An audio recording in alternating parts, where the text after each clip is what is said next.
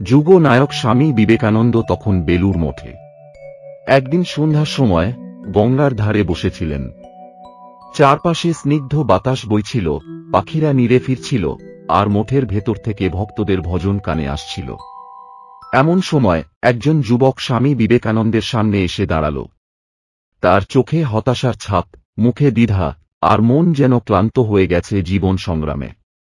সে স্বামীজিকে প্রণাম করল, তারপর বলল, স্বামীজি, আমি অনেক চেষ্টা করছি, কিন্তু জীবনে সফল হতে পারছি না। সবকিছু যেন আমার বিরুদ্ধে যাচ্ছে। আমার মনে হয় আমার ভাগ্যই খারাপ। আমি কি কখনো সফল হব না? স্বামীজি একটু হেসে বললেন, বলো তো, এই ঘরটা যদি সম্পূর্ণ অন্ধকারে ডুবে যায়, তাহলে কি করতে হবে?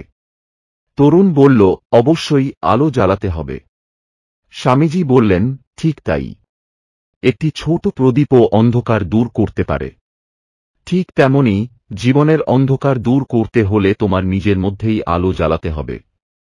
তরুণ কিছুটা বিভ্রান্ত হয়ে বললেন, কিন্তু স্বামীজি, আমার মধ্যে তো কোনো আলো নেই। আমি তো ব্যর্থ মানুষ।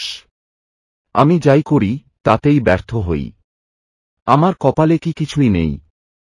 স্বামীজি গভীর দৃষ্টিতে তার দিকে তাকালেন।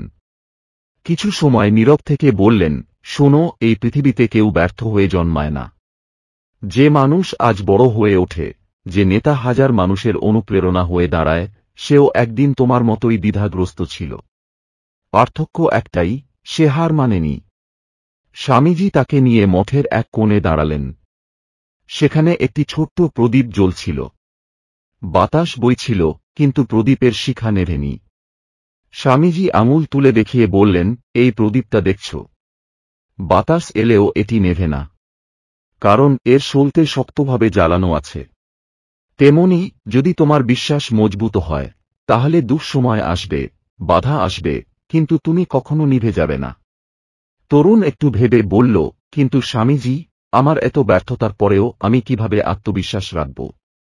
স্বামীজি মুচকি হেসে বললেন, একটি শিশু যখন হাঁটতে শেখে, তখন সে কি প্রথমবারেই পড়ে যায় না? তুমি যদি শিশুকে দেখে বলো, তুমি তো ব্যর্থ, তুমি কখনো হাঁটতে পারবে না, তাহলে সে কি হাঁটতে পারবে? তরুণ বলল, না, সে আবার উঠবে, আবার চেষ্টা করবে। স্বামীজি বললেন, ঠিক তাই। তুমি কেন ব্যর্থতাকে চূড়ান্ত সত্য বলে মেনে নিচ্ছ? ব্যর্থতা মানে শেষ নয়, বরং নতুন করে শেখার সুযোগ।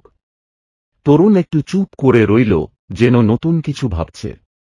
স্বামীজি তার কাঁধে হাত রেখে বললেন, যদি তুমি সত্যিই সফল হতে চাও, তবে তিনটি জিনিস মনে রাখো। প্রথমত, আত্মবিশ্বাস।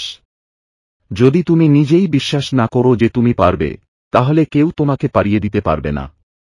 দ্বিতীয়ত, অধ্যবসায়। সফল মানুষরা বারবার ব্যর্থ হয়েছে, কিন্তু তারা কখনো থামেনি।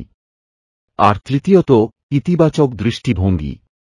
তুমি যদি মনে করো আমি পারব, তাহলে একদিন সত্যিই পারবে।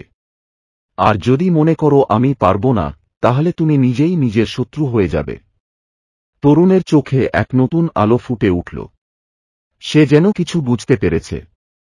স্বামীজি দেখলেন, তার মুখের হতাশার ছাপ ধীরে ধীরে মিলিয়ে যাচ্ছে। সে গভীর কণ্ঠে বলল, স্বামীজি, আমি চেষ্টা করব। আমি আর ভেঙে পড়ব না। স্বামীজি হেসে বললেন, তুমি শুধু চেষ্টা করো না, দৃঢ় প্রতিজ্ঞ হও। মনে রেখো, আত্মবিশ্বাসী মানুষই একদিন ইতিহাস গড়ে। তরুণ স্বামীজির চরণ ছুঁয়ে কৃতজ্ঞতা জানিয়ে চলে গেল। স্বামীজি জানতেন, আজ সে হয়তো ছোট্ট একটি প্রদীপের আলো পেয়েছে, যা একদিন সূর্যের মতো উজ্জ্বল হবে। জীবনে সফলতা পেতে হলে প্রথমেই আত্মবিশ্বাস জাগাতে হবে। অন্ধকার যতই ঘনিয়ে আসুক, একটি ছোট প্রদীপও তা দূর করতে পারে। তেমনি তোমার মনের বিশ্বাস ও অধ্যবসায়ই তোমার পথের আলো। তিনটি জিনিস কখনো ভুলো না। 1. আত্মবিশ্বাস। তুমি যদি নিজেই বিশ্বাস না করো, তাহলে কেউ তোমাকে এগিয়ে নিয়ে যেতে পারবে না।